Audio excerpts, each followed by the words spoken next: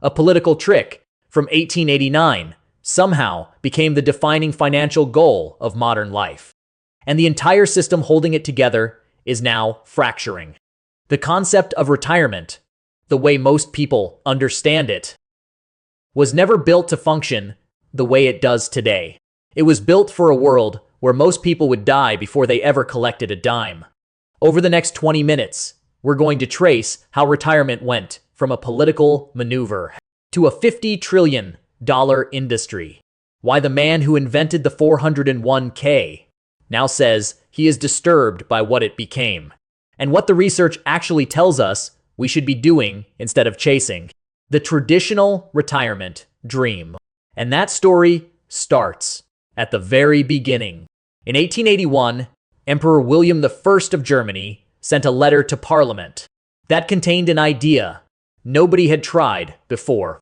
His words were, "Those who are disabled from work by age and invalidity have a well-grounded claim to care from the state."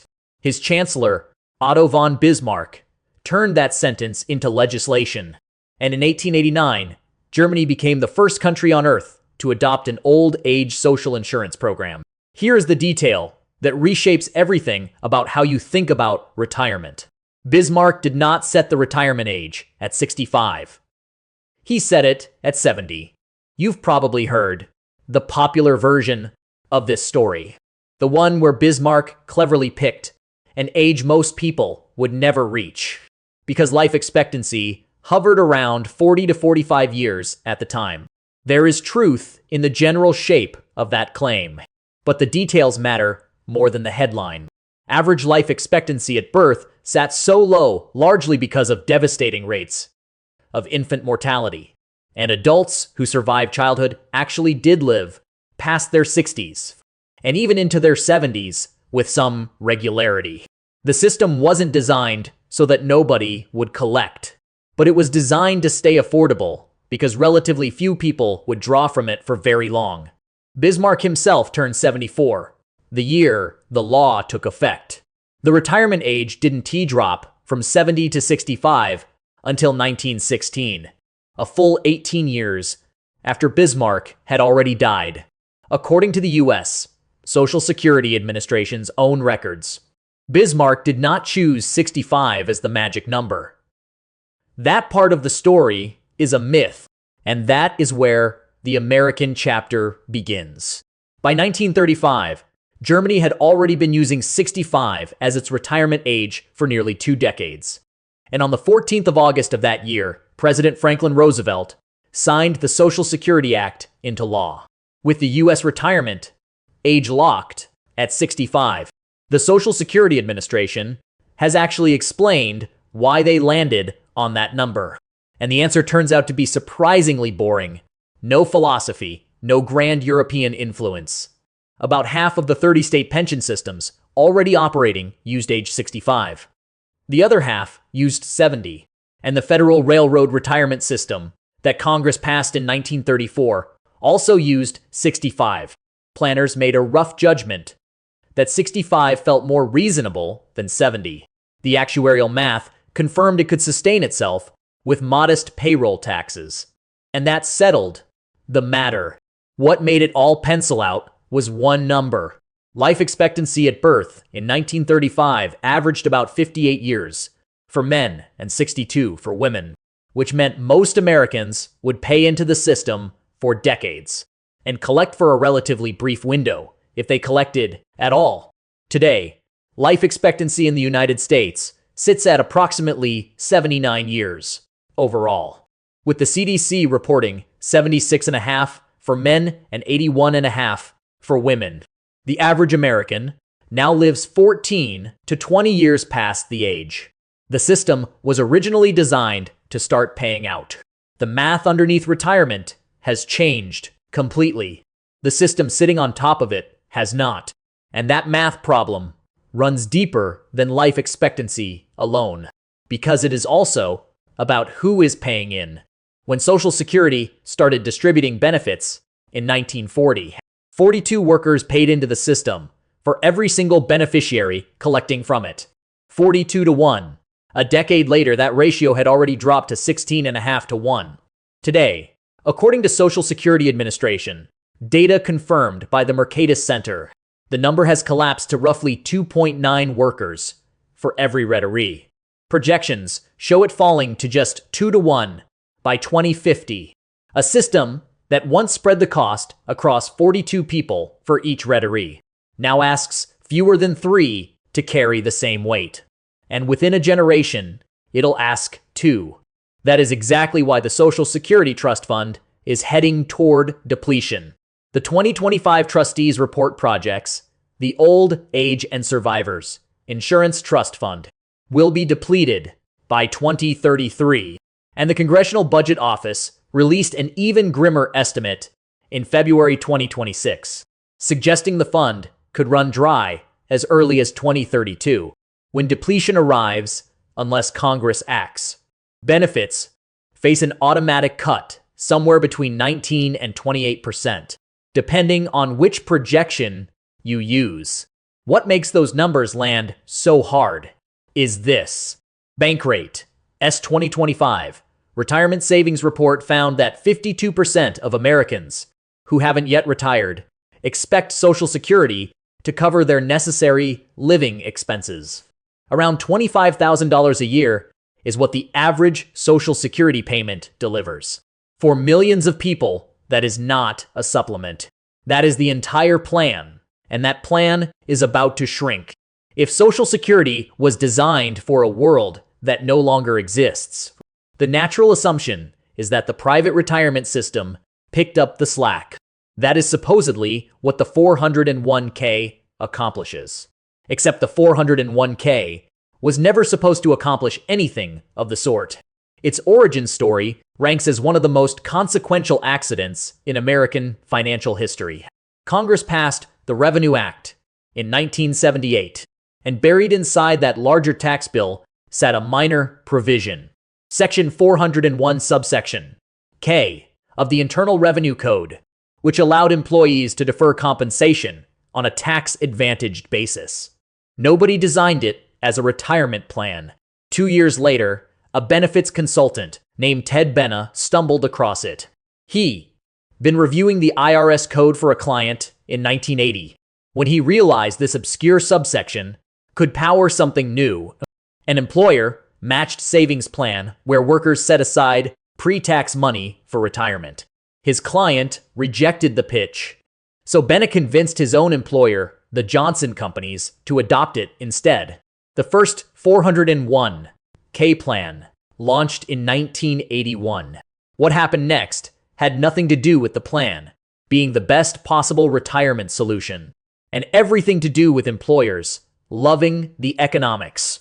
Before the 401k, the dominant model relied on defined benefit pensions, where employers promised a specific monthly payment for life after retirement. The company bore all the investment risk, all the longevity risk, all the funding obligations. Pensions were expensive, complicated, and sat on corporate balance sheets as liabilities. The 401k reversed all of that. Instead of the employer guaranteeing retirement income, the employee now had to figure it out alone, choosing how much to save, where to invest, and how to make it last. Every category of risk transferred from the corporation to the individual worker. In 1980, approximately 38% of private sector workers participated in defined benefit pension plans. By 2008, that share dropped to roughly 20%.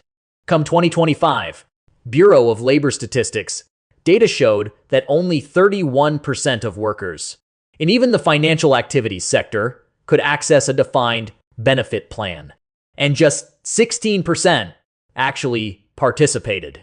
Over the 18-year stretch from 2006 to 2024, the Equable Institute calculated that the expected lifetime value of public pension benefits fell by more than $140,000.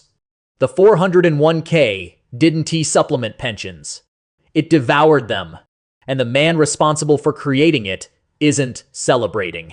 Ted Benna, widely known as the father of the 401k, told Fortune in 2024, "It was never designed to be what it is today. I became very disturbed by what happened with investment expenses.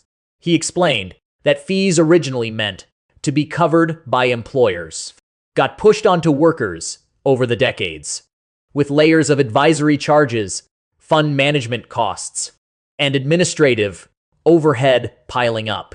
His own word for what the 401k became is monster. Benna also offered a warning that should unsettle anyone whose retirement depends on the stock market.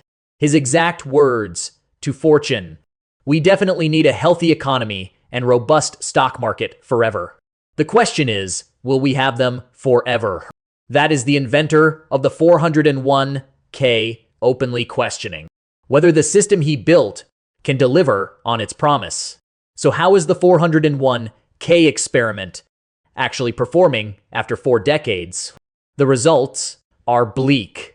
Vanguard data reported by NerdWallet and Bankrate puts the median 401k balance for Americans between 55 and 64, the people closest to retirement, at approximately $95,642.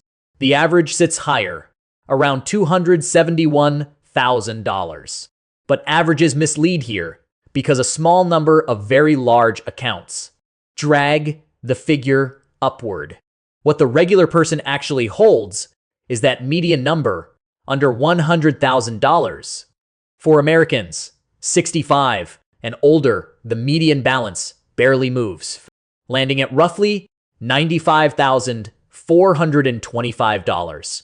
After an entire working lifetime of saving, the regular American retiree has less than 6 figures in their 401k. Compare that to Fidelity S 2025 estimate projecting $345,000 in healthcare costs alone for a 65-year-old couple in retirement, a figure that excludes long-term care entirely. One line item in the retirement budget runs more than 3.5 times what the median retiree has saved in total. And this is where it gets worse. Yahoo Finance reported in February 2026 that the median retirement savings for all employed adults ages 21 to 64 comes to just $955, not $95,000, $955. 20% of Americans 50 and older have absolutely nothing saved for retirement, according to a 2024 AARP survey. And 401k Specialist magazine reported that 28% of all Americans carry a retirement balance of exactly 0. Federal Reserve Survey of Consumer Finance's data showed almost half of American households with no retirement account savings at all. Only 3.2% of American retirees have accumulated $1 million or more. The number of 401k millionaires hit a record in 2024, about 497,000. But in a country of over 330 million people, that amounts to a statistical footnote when the National Institute on Retirement Security polled Americans in 2024, 79% agreed the country faces a retirement crisis, up from 67% in an earlier survey. The public senses what the data confirms. The system is failing. Part of understanding why requires looking at where the money goes, because the retirement industry operates on a massive scale. Total U.S. retirement assets approached $50 trillion by the end of 2025. According to the investment company Institute, 401k plan assets alone accounted for roughly $10 trillion, with $5.8 trillion of that managed by mutual funds, and EIR assets sitting at approximately $18 trillion. That pool of money supports an entire ecosystem of people getting paid to manage it. Average 401k plan. Fees range from 0.5% to over 2% of plan assets per year. And 0.5% sounds harmless until you run the compounding math. Over a 30 to 40 year career, even a 1% fee difference can shave 20 to 30%. off your final retirement savings, according to Pew Research Analysis. Credit where it is due. Real progress has happened on this front. The Investment Company Institute reports that average equity mutual fund expense ratios paid by 401k participants dropped 60% since 2000, hitting historic lows of about 0.26% in 2024 for equity funds. The industry has gotten cheaper, but when the asset base is $10 trillion, even tiny percentages translate into enormous sums flowing out of workers' accounts every single year. One detail captures the dysfunction of the whole system better than any fee percentage.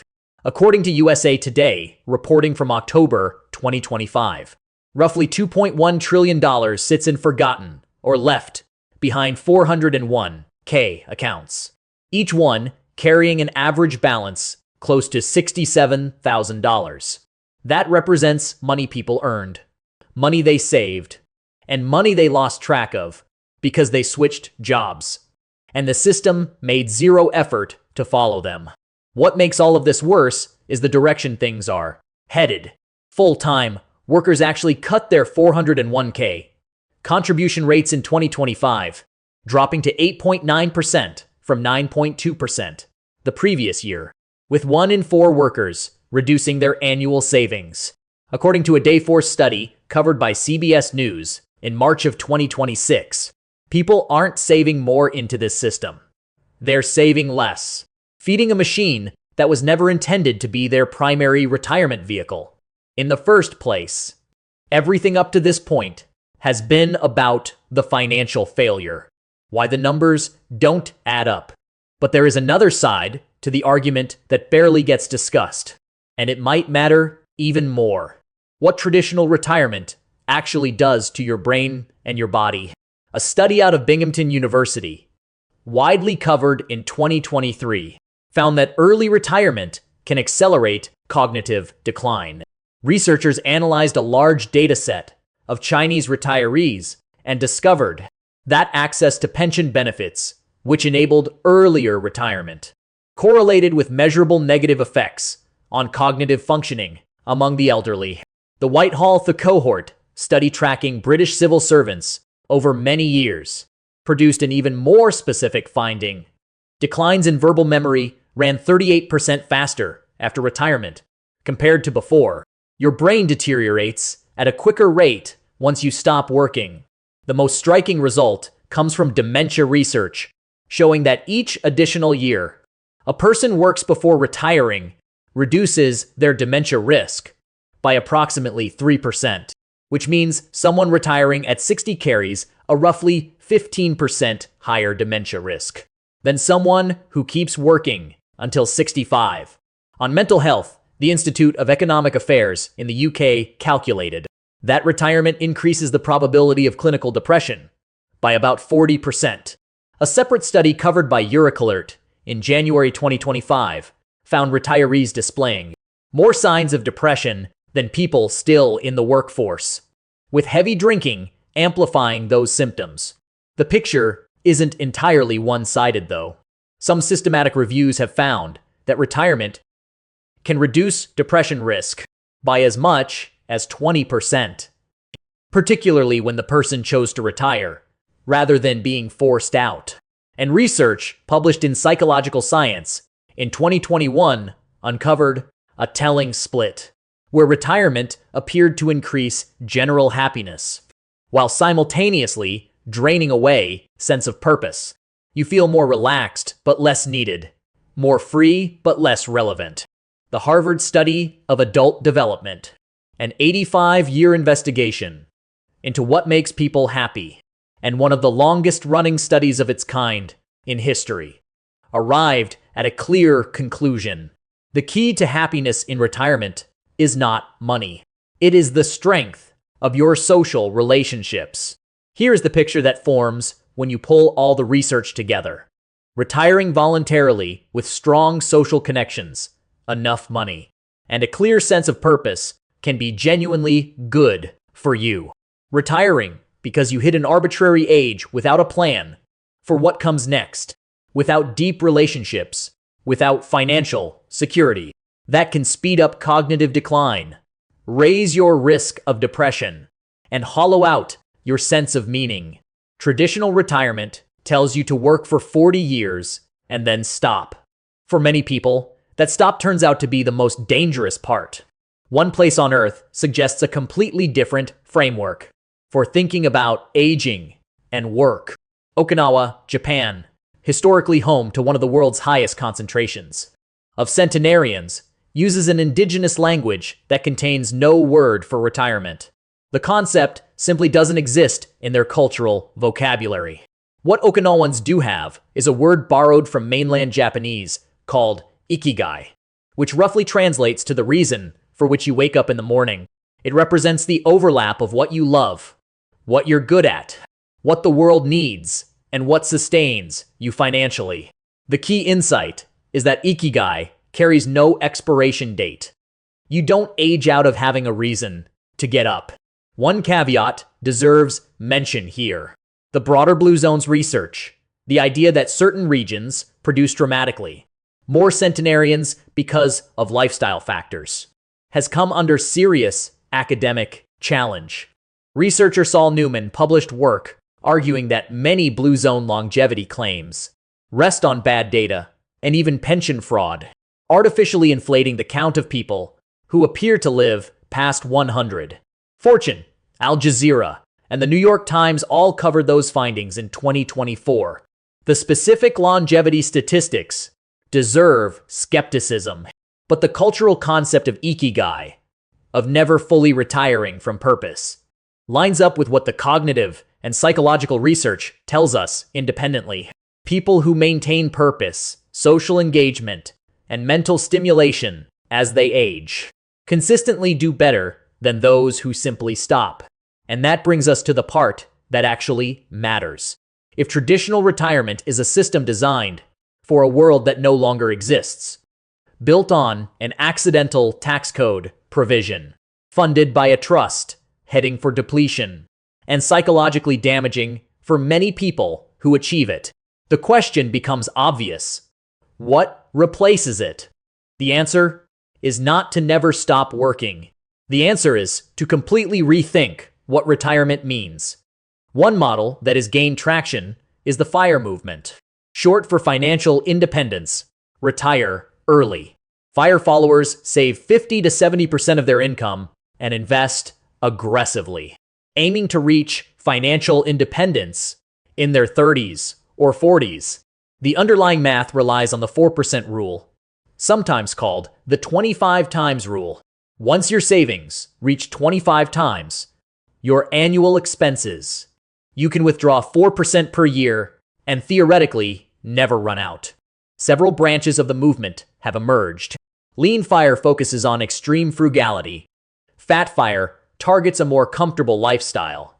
Barista FIRE describes partial independence where you take lower stress jobs to cover the gap. And Coast FIRE means saving hard early, so compound growth handles the rest. But here is the catch. MarketWatch reported that of people who take early retirement, only 17% managed to do it by choice with sufficient money. Most early retirees didn't plan for it at all. They got pushed out by layoffs, health crises, or caregiving obligations. And many people inside the FIRE movement don't actually stop working. They redefine retirement to mean optional work, keeping busy with projects they find meaningful on schedules they control. That distinction between optional work and no work at all might be the most useful idea in this entire conversation. A second path is the semi-retirement or portfolio career model. Rather than a hard cutoff where you jump from full-time employment to empty days, you gradually shift into part-time consulting, teaching, non-profit work, or building a small business. Research from Mazero Wealth found that retirees often outperform younger founders as entrepreneurs because they bring more financial stability, deeper experience, and stronger self-awareness to the table. A third option is simply working longer but doing it differently. The actual average retirement age in America sits at about 62. According to the Employee Benefit Research Institute and the Transamerica Center for Retirement Studies, many people who stay in the workforce past that age aren't just clinging to a paycheck. They value the structure, the social connection, the cognitive stimulation, and the identity that work provides. The dementia research alone, showing a 3% risk reduction for each additional year on the job, makes a strong case for staying engaged in some form of productive activity. The common thread running through every one of these alternatives is the same. Don't split your life into two phases, decades of labor followed by nothing. Build instead toward a life where financial independence grows steadily, where your work becomes increasingly aligned with what you actually care about, and where you never fully disconnect from having a reason to show up. Because the data points in one direction. The people who thrive in their later years aren't the ones with the fattest 401k balances. They're the ones with strong relationships, a living sense of purpose, and enough financial flexibility to choose how they spend their time. Let's bring this full circle.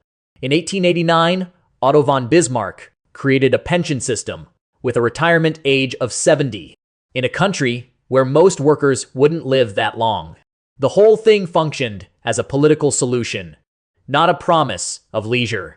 In 1935, the United States locked its retirement age at 65, when the average man would not live to see 59. Then in 1981, a benefits consultant accidentally created the 401k as a side project, and it somehow became the primary retirement vehicle for an entire nation.